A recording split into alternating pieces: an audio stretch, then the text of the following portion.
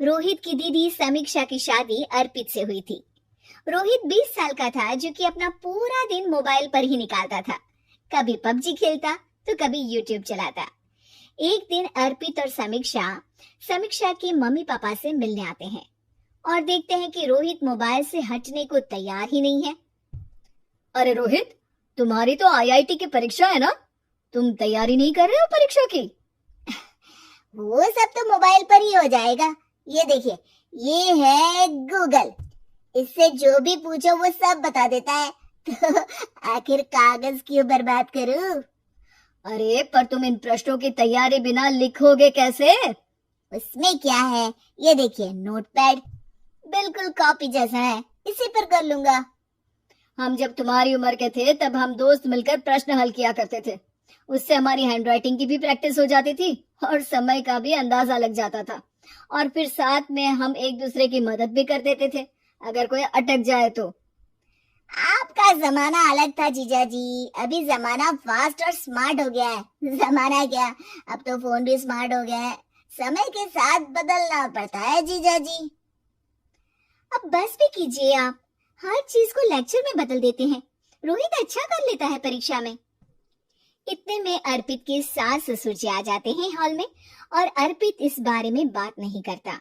हालांकि अर्पित को लगता तो है कि पूरी तरह मोबाइल पर लगे रहना सही नहीं है, पर वो इस बात को और नहीं छेड़ता। ऐसे ही 2 दिन निकल जाते हैं। समीक्षा, मुझे काम से फोन आया था, मुझे वापस काम पर लौटना पड़ेगा। पर हमें आए हुए तो 2 ही दिन हुए हैं, अभी चले गए तो माँ और पापा को अच्छा नहीं लगेगा ना। अच्छा ठीक है, तुम रुक जाओ, मैं काम खत्म करके फिर लौट आऊंगा। एक काम कीजिए ना, परसों रोहित भी परीक्षा के लिए निकलेगा, आप उसी के साथ निकल जाना। दोनों वैसे भी बात नहीं करते, साथ में जाएंगे तो हो सकता है आप लोग आपस में बातचीत भी करने लग जाओ। ठीक है, मैं काम को 2 दिन टाल सकता हूँ। उसी रात जब सब खाना खाने बैठे थे तो अर्पित अपने जाने की खबर बाकी लोगों को बताता है। मुझे काम के लिए वापस जाना होगा। अरे बेटा, पर अभी तो तुम आए हो, इतनी जल्दी चले जाओगे? नहीं माँ जी, समीक्षा यहीं रहेगी और मैं जल्दी काम खत्म करके वापस आ जाऊंगा। ठीक है, काम भी जरूरी है। वैसे कब निकलोगे बेटा? 2 दिन में। मैंने सुना है कि उस दिन रोहित को भी परीक्षा के लिए जाना है, तो कल मैं दोनों की टिकट करा लेता हूँ बुक। मेरी टिकट रहने दीजिए जीजा जी, मैं तो फोन से ही करवा लूंगा। हाँ, पर कोई दिक्कत हो गई तो? अरे कोई दिक्कत नहीं होती जीजा जी, फोन सब कर सकता है। हमारे फोन के रिचार्ज से लेकर टीवी का रिचार्ज सब रोहित यही फोन से बैठे बैठे कर देता है। अब ये नई चीज तो हमारे समझ के परे है, पर अच्छा है कि रोहित जानता है। हमारी मेहनत इतनी कम हो गई भाई। हाँ, पर अगर टिकट नहीं मिली तो? अर्पित की बात पूरी होने से पहले ही बिजली चली जाती है। अरे ये क्या हो गया, आपने बिजली का बिल भर तो दिया था ना?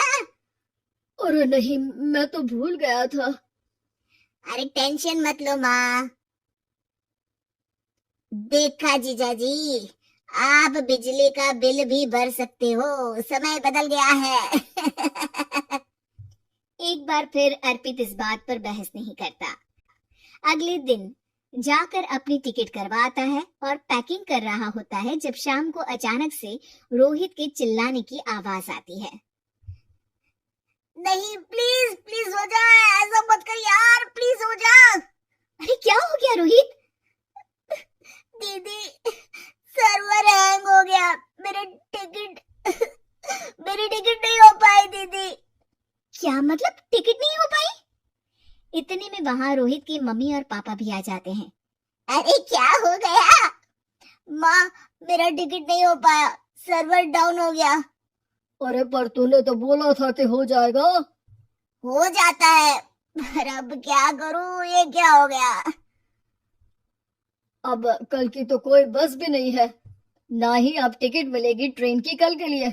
मुझे तो कोई रास्ता नहीं दिख रहा। अब फिर लगता है मेरा ये साल बर्बाद हो जाएगा। घर पर एकदम से दुख का माहौल छा जाता है और सब रोहित को डांटते हैं, पर इतने में अर्पित वहां आ जाता है। आप सब रोहित को क्यों डांट रहे हैं? आपने ही तो उसे बढ़ावा दिया था ना। लेकिन इसकी लापरवाही के कारण इसकी परीक्षा छूट जाएगी। इसने तो हमसे कहा था कि टिकट हो जाएंगे। हे भगवान, अब क्या होगा? चिंता करने की कोई बात नहीं है। मैंने एक एक्स्ट्रा टिकट करवा ली थी। मैं समझता हूँ कि मोबाइल हमारा ही काम आसान करने के लिए है, पर उस पर ही पूरी तरह से निर्भर होना तो गलत बात है ना। रोहित टिकट को देखकर बहुत खुश हो जाता है और जोर से जाकर अपने जीजाजी के गले लग जाता है। सॉरी जीजाजी, मुझे आपकी बात ध्यान से सुननी चाहिए थी, पर थैंक यू सो मच। हाँ बेटा, तुमने तो इसका भविष्य बचा लिया।